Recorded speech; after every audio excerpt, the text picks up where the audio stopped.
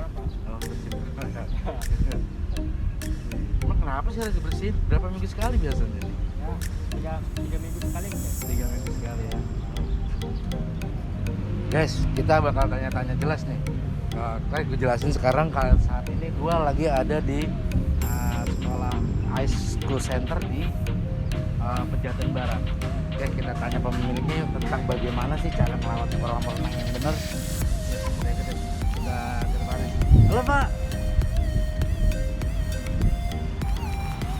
Ini dia guys, namanya Pak Haris, pemilik dari Jailan Pool, kontraktor kolam renang ada di Jakarta Selatan.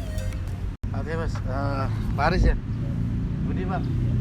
Pak, saya mau coba tanya-tanya nih Pak untuk sekitar bagaimana sih cara ngelawat kolam renang? Karena Bapak kan ya kita pengen menginformasikan kepada pemirsa semua bagaimana sih cara ngelawat kolam renang yang benar nih. Nah, Bapak Aris ini adalah kontraktor kolam renang guys. Dia memegang salah satu kontraktor kolam renang di Pejaten Barat untuk bagian perawatannya nih. Sebenarnya beliau juga bisa bikin kolam renang karena beliau di sini adalah pembuatan kolam renang, perawatan dan renovasi kolam renang. Oke, Pak Aris, boleh tahu nggak kalau untuk perawatan kolam renang ini sih berapa lama sih Pak biasanya kalau dilakukan? Oh, untuk intervalnya itu bisa antara 2 jam sampai 3 jam sih, tergantung kotor apa bersihnya gitu. Biasanya kan kalau yang agak lama itu kan karena kita deket pohon tuh ya. Pohon itu kan jadi kita nyerokin dulu. Gitu. Oh gitu. Habis nyerokin yang besar-besar baru kita vakum. Nah, vakumnya itu interval antara 1,5 sampai 2 jam, Pak. Gitu. Oke, Pak Aris. Gini Pak Aris, kalau misalkan dilihat gini kan biasanya kan kalau saya lihat tuh kolam-kolam renang itu kan di dalam ada lumut-lumutnya ya Pak ya. Iya, betul. Nah, itu perlu nggak sih Pak cairan-cairan kayak kimia gitu untuk membersihkan kolam renang ini dan berbahaya nggak sih Pak sebenarnya untuk bagian kulit kita Pak? Ya sebetulnya enggak lah. Ini kalau boleh dikatakan air kolam sama air pam itu lebih bagusan air kolam. Kok bisa ya Pak? Ya karena standarnya air kolam pun rata-rata dia cuman antara pH dan Cl doang ya. Sedangkan kalau kita itu kan semuanya ada Cl, ada pH, terus nanti di mata perih apa enggak kan gitu, terus di rambut ada efeknya apa enggak gitu. Oke. Bicara tentang perawatan kolam renang, kita flashback ke belakang dulu nih Pak nih.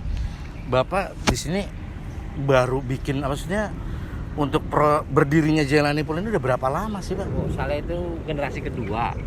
Oh, generasi kedua guys. Iya. Ternyata dia pemiliknya mungkin bapak moyangnya kali ini. Itu jadi kurang lebih itu berdiri di tahun 90-an lah. Saya ini kan Jailani Pool, Jailani itu bapak saya. Nah, sedangkan saya punya saudara 4 sebetulnya, tapi kan yang bergerak ya di bidang kolam ini cuma 2, dan sedangkan abang saya ya dia bagian maintenance-nya kan gitu. Oh, gitu. Kalau saya cuma bagian ya yang gimana ya kayak marketingnya lah bahasanya begitu. Terlalu merendah dia. Oke Pak, kalau untuk kontraktor kolam renang itu Bapak ini melayaninya wilayah mana aja Pak? Cuman kan kantor Bapak kan berada di Kemang ya Pak ya? Kemang Utara 7. Ya, apa betul. cuman gua ngelayanin di Jakarta Utara aja ada atau Jakarta Selatan aja atau Jabodetabek? Itu gimana Pak? Sebetulnya kalau untuk maintenance kita sebetulnya Jabodetabek bisa. Jabodetabek bisa guys. Tapi kan untuk maintenance, tapi kalau untuk pembuatan renovasi itu kita seluruh Indonesia insya Allah sanggup gitu. Jadi kalau untuk pembuatan kolam renang sendiri, baik renovasi juga tuh Pak? Iya, renovasi kalau misalkan budgetnya memungkinkan atau cocok nih guys, bisa masuk aja jalani kontraktor ini. Jadi gini Pak, kalau untuk perawatan ini kan kita saat ini ada di ICE ya Pak? Iya, Australia International School Pak. Australia International School yang ada di Jalan Pejaten Barat, Jakarta Selatan ya Pak? Iya betul, tepat. Oke. Gini Pak Aris, bicara untuk kolam renang ini kebutuhan perawatannya itu biasanya sebulan 2 kali atau misalkan sebulan atau setiap minggu bagaimana Pak? Sebetulnya itu kan dalam kolam renang itu maintenance itu paling enggak itu seminggu 2-3 kali kita vakum. Vakum itu fungsinya apa? Untuk menyedot kotoran-kotoran yang di bawah, yang di atas. Gitu. Nah, air yang di sini ini Pak perlu dikuras, dibuang terus jatuhnya kemana gitu? Sebetulnya atau sistem sirkulasi airnya Pak? Sebetulnya kalau dikuras enggak. Sebetulnya cuma ada penambahan, pengurangan. Fungsinya pengurangan itu kalau kita itu kan ada yang namanya di kolam renang itu namanya filter. Nah, filter itu kan fungsinya untuk menyaring. Nah, di dalamnya itu ada media namanya pasir silika. Nah, fungsinya pasir silika ini kan mengikat kotoran. Nah, 2 minggu sekali atau seminggu sekali itu perlu dibuang. Nah, airnya yang buangannya itu yang kita buang ke got. Nah, setelah itu baru harus ada penambahan lagi. Intinya kolam renang itu air tidak akan pernah diganti kecuali ada trouble. Oh begitu. Jadi pikiran gue nih Pak, kalau ini udah kotor, ini pasti gue ganti, airnya dibuang, ganti yang baru isi lagi. Ternyata nggak gitu ya Pak ya? Enggak. Ternyata tetap ada istilahnya bahan-bahan kimia yang memang sudah diizinkan ya Pak ya? Ya, betul. Dilegalkan untuk membersihkan kolam renang sendiri ya. Betul.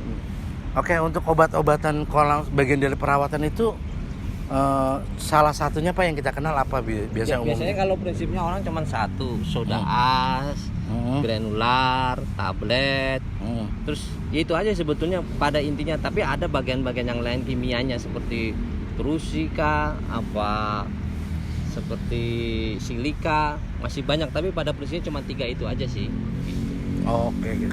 Jadi bentuknya itu dia cairan atau tablet yang bisa dilarutkan atau bagaimana? Oh, tablet itu kurang lebih dia intervalnya 7 hari sampai 10 hari dia akan habis ya. Oh, gitu mencair ya gitu.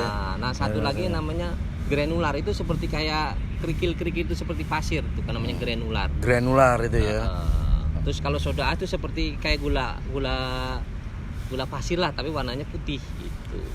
Oke Pak, bicara tentang kolam renang yang misalkan sudah bertahun, pasti kan ada lumut ya Pak ya? Iya. Atau meninggalkan licin pada lantai-lantai kolam renang itu sendiri Pak. Nah itu cara ngebersihinnya bagaimana Pak biasa lumut-lumut itu? Makanya kan fungsinya itu vakum, itu kan untuk membersihkan seperti lumut-lumut itu Pak. Nah lumut-lumut itu nanti disedot, prinsipnya sampai seperti vakum cleaner. Cuman ini karena di dalam air gitu. Vakumnya ada di sini Pak? Ada. Oke, kita lihat guys dulu untuk vakumnya. Namanya filter yang gue bilang tadi seminggu sekali atau seminggu 2 kali, tapi kan ini kan di atas, ini kan namanya portable. Oke, ini portable ya Pak ya? Iya. Berarti fungsinya portable ini untuk apa Pak di kolam renang sendiri? Untuk vakum lah pada prinsipnya dia, jadi untuk dia mobile ya, kemana aja bisa dipindah-pindah. Oh gitu, oke. Berarti tidak hanya satu titik, misalkan ada kolam renang umum, ada 1-2 ini bisa dipindah-pindahkan ya Pak ya? Betul sekali. Oke, Pak, kalau untuk bicara kolam renang di AIS ini sendiri, kedalamannya berapa Pak? Ini kedalaman antara 1,3 sampai 2,2 ini. 2,2. Panjangnya? Panjangnya sekitar 25 meter, lebarnya sekitar 12,5. Oke, Pak Aris. Kemudian untuk renovasi nih Pak, kita bicara renovasi. Kapan sih kalau kolam renang itu biasanya harus direnovasi sendiri Pak? Itu kalau renovasi kolam renang itu biasanya kalau ada kebocoran, terutama di bagian namanya body ya, atau dibilang kalau orang bahasa Inggrisnya kalau nggak salah namanya crack apa lah, saya kurang begitu tahu lah kan intinya gitu lah. Nah itu biasanya harus direnovasi. Terus kalau nggak ada keramik yang copot, nah itu harus dibuang airnya. Yang saya bilang pada awal tadi pertama kan, air kolam tuh tidak harus diganti kecuali kalau ada masalah seperti ini. Oke. Nah pemirsa, kita jadi paham nih bagaimana ternyata di dalam kolam renang ini sebenarnya ada loh bagian-bagian yang namanya perawatan kolam renang ini, kayak untuk obat-obat kolam renangnya sendiri. Jadi nggak asal main bersihin ganti air aja guys, itu salah.